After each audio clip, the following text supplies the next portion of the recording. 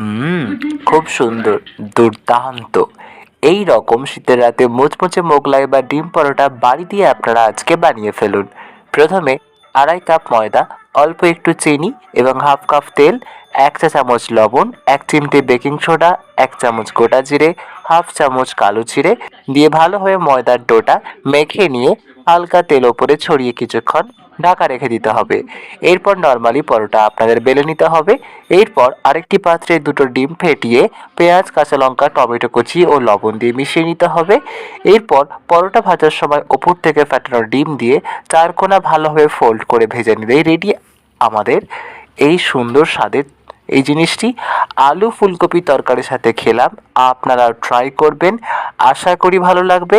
আমাদের ভিডিও ভালো লাগলে অবশ্যই চ্যানেলটিকে লাইক, সাবস্ক্রাইব এবং শেয়ার করে দিন প্রচুর প্রচুর। খুব good night and happy new year.